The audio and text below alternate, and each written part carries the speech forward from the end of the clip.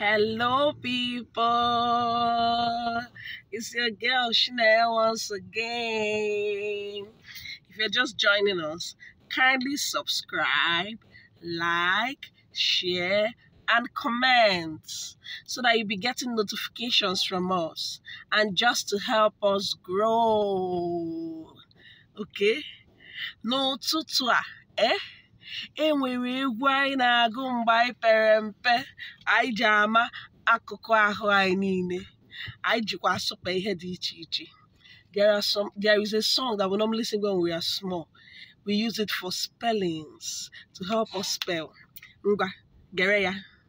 Supere m isi isi isi isi, supere m anya anya anyị anya, supere m imi imi imi imi, supere m ọnụ ọnụ ọnụ, supere m ntị ntị ntị ntị, supere m obi obi obi obi, supere m aka aka aka, supere m ụkwụ ụkwụ ụkwụ, supere m azụ azụ azụ, supere m elu elu elu. Kedu ọzọ ya supere m ala ala, supere m afọ afọ. Kedu ọzọ?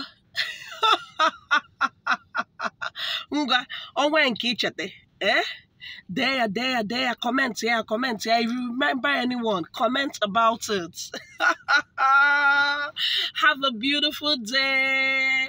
Like, share, subscribe, and comment. Thank you very much. See you.